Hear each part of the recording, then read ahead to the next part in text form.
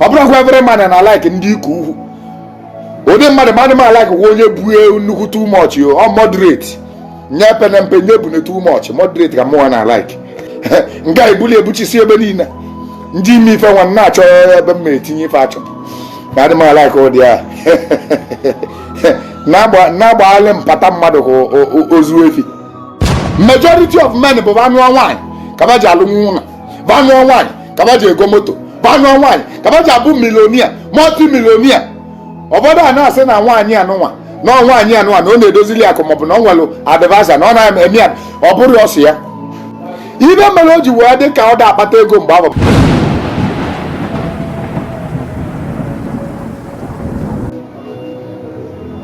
Whenever you see somebody that you are related to, whenever you see somebody that you have the same destiny with, something in you will tell you that you and this person have a connection. There will be something attractive. Something will attract you to the person. There will be a particular thing that you will like about the person, but you cannot tell. If I like this person, I will like you, but I will not know why I like you. Some people can say, "Nah, you call the flat, you know, what this girl who care about flat." But I like you. I may like you because of me can get the flat. Destiny can make your friends begin to say, "Nah, opposite wagi." Can you see? Go and not like in Nuhuala. Because this is the way to tell this girl or not happening. On your bonnet likely. Momo Nabatalonia. Oh, when you have a more Nabatalonia. Spiritual acceptance. Whenever your spirit accepts somebody. You understand? Because what they want to make on one day, one in the banana like Bundi Kevin Eburibu. Forget what another man food is another man poison. Or every man and I like Ndiku. Ode mmadụ ma like onye bue nnukwu too much or moderate. Nya pen penye bu too much. Moderate ka mo na like. What I go. Nga ibuli ebuchisi ebe niile. Ndị ime ife nwa na achọ ebe m etinye ife achọ. Mmadụ ma like ọ dị a. Na gbaale mpata mmadụ ka ozu efi.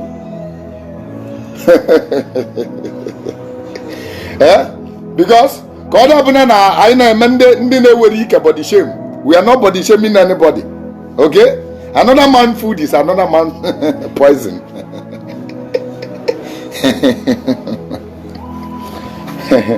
Yeah, we need to touch some line in order to get to our point. I hope you're understanding me.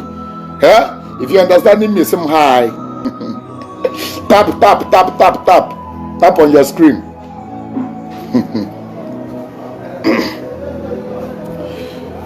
So what are we saying?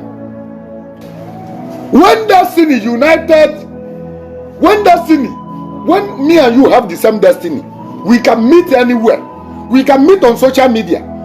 You will begin to have that feeling. It's not, you cannot just love the person, you cannot just like the person, but you feel like something connected me and this person.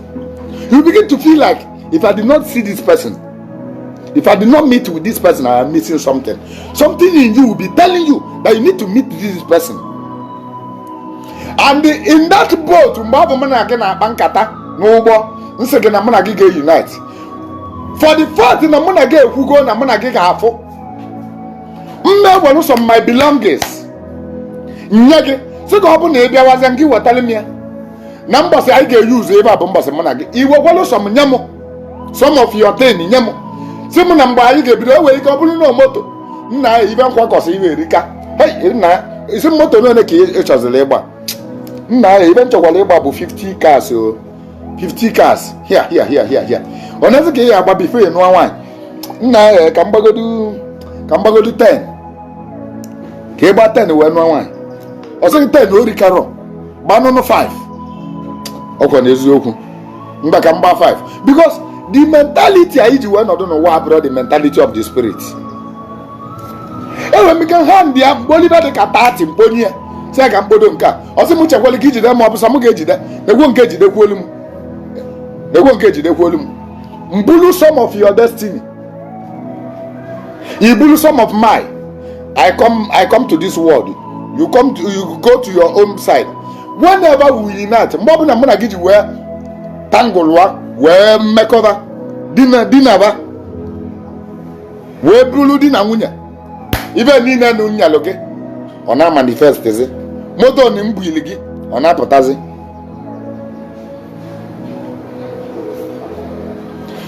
moto ni mbuili gị ọ na-apụtazi nke ibuili mụ ọ na-apụtazi ọ mgbe ọ bụ ka nwaanyị ji abụ ebe ọbụla ọ kụtara aka wa ọ na-aga maka gịnị onye ji akụ na ụba gị imiti gị finally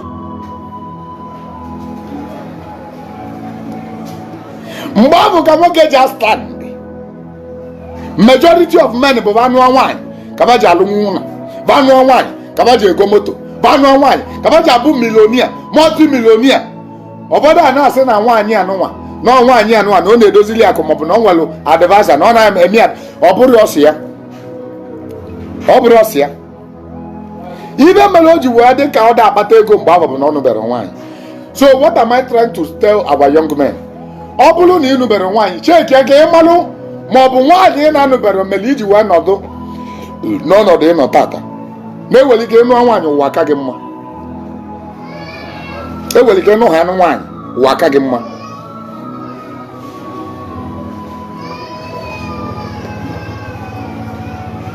So that is why I told you that everything that happens in your life, no one is coincidence. Everything is well planned and arranged, but it's waiting for the due time to manifest. And you see about the marriage.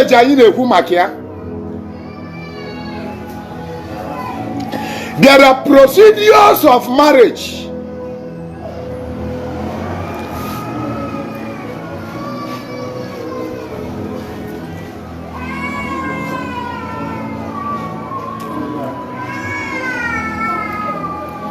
There are procedures of marriage for you not to make a mistake.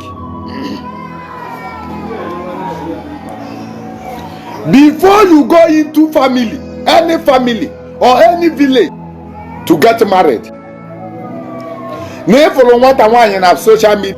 If this is a guy about you, what I got for family or whatever, it won't know. Don't declare your intention naturally anywhere. In the olden days, you cannot tell a woman in actually you must get to the family of that young maiden. No, you go and tell the family in the olden days. Mama talking all the wrong.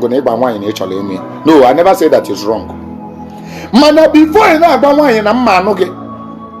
first of all, Malu family osi, Malu obodo family avopo. Now back to your village. Boy, your uncle, maybe your father honours. Boy, your father, boy, the elderly people now na your village. Boy, na so village. So family. No one only full attractive. Na get your lane one yabo. No one only full attractive. And listen to them. Oh, well, so many villages. For instance, oh, well, so many villages. For instance, what are the reasons?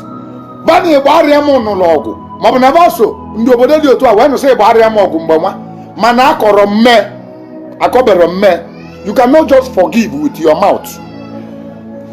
If that forgiveness does not go down from the spiritual realm, the marriage can never stand. The marriage will become a curse when you eventually go into that family to marry. It happens to ladies. It happens to men. Before you marry anybody, make sure you make consultation in your village.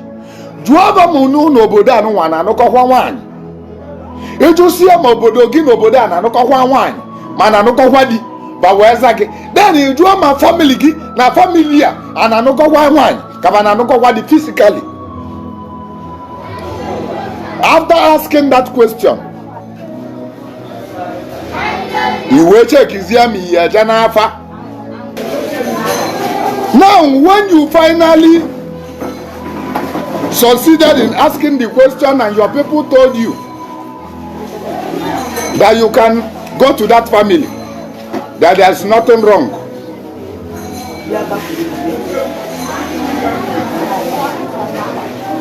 Mgbe abụ ị na-ajụ ese abụ, ọ bụ mgbe abụ ọ bụrụ na ọ bụrụ family ya maala ọfụma, ọ bụ that very time ka your elders ga-eji wee jee na obodo abụ wee jee make inquiry.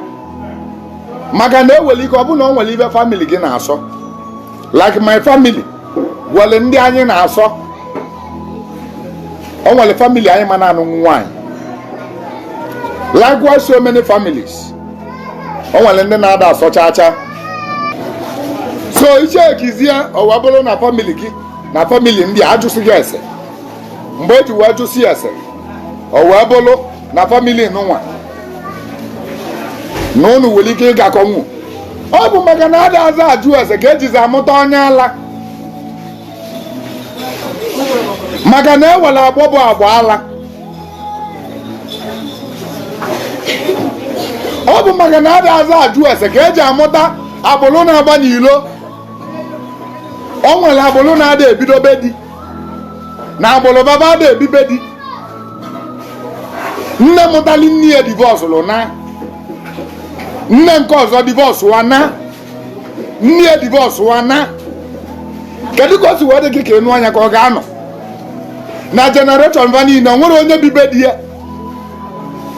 These are the questions so dị mma ka ejụa before you go into marriage to that very particular family.